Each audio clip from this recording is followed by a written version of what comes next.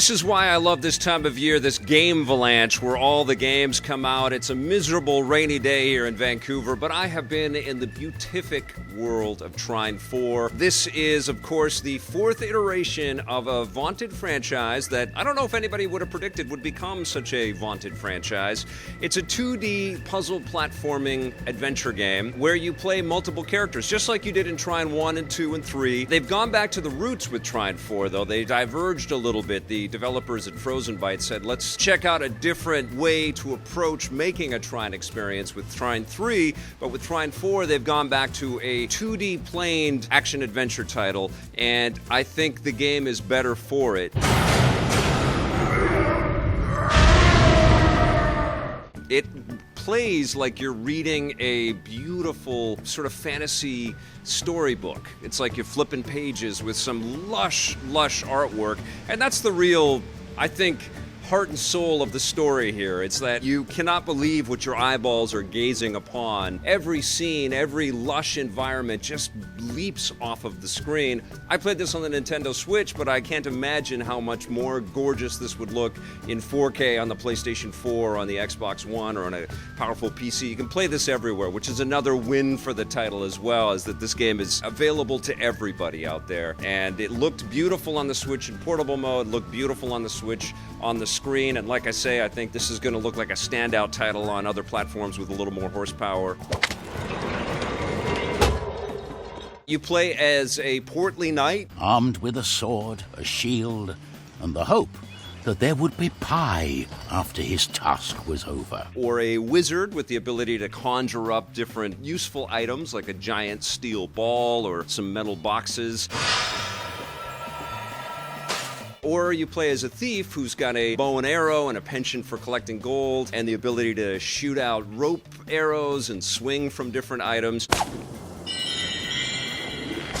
Using these different abilities, you cycle through these different characters and you solve all of the puzzles that the environment provides for you. So sometimes you have to conjure up a giant box and put it on a sort of seesaw-type platform. The knight will jump up in the air and ground smash and send the ball flying up into the air, and then that will land again, and then the knight will jump up super high and you'll collect the collectible. And then using those collectibles and the experience points that you gather throughout the game, you'll eventually unlock new abilities, like the ability to manifest more than one giant metal box as the wizard, which will stack up and give you access to new levels and new layers. The game is loaded with secret access points and lots of hidden chests that will allow you to collect all kinds of items that will make the hub world that you start off the game with a lot more beautiful. And of course, the challenge of the game ramps up significantly as you work your way into it. You're going to find that you'll uncover magic portals later in the game, which is a really cool dynamic, a lot like the Portal video game, but in 2 dimensions.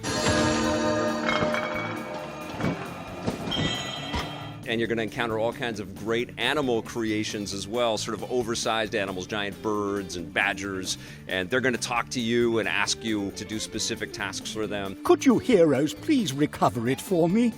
I'd like a favor in return for this, but I'm not holding my breath. Magnificent boss battles, and you're going to get into lots of little combat scenarios, which aren't the meat and potatoes of the experience. They're fairly easy to get through, especially as you acquire items like a freeze arrow for the thief, and then you freeze your enemies and then come in swinging with the giant sword that the knight has. You're going to shatter your enemies quickly into little shards of ice crystals.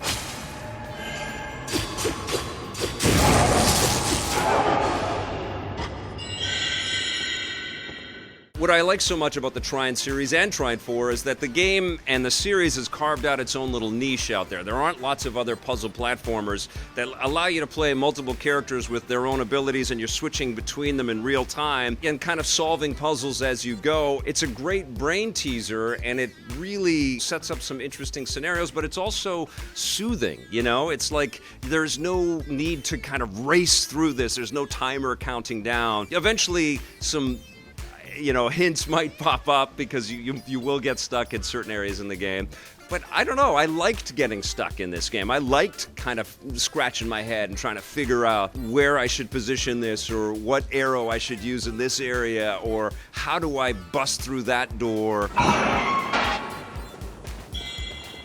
It was really, really fun to play this game. It's wonderful, and I just applaud the fact that this series endures and that it's kind of, there's other elements. You can certainly throw back to classics like Lost Vikings, and the fact that we're on the 4th iteration of Trine, you can kind of say, okay, they're stretching this out a little bit. But I don't know, there's something magical and special, and I don't know, there's a storybook-like quality here that is just really fun to go back to. And those giant animals, they got me right here. I'm going to give Trine 4 an 8.5 out of 10.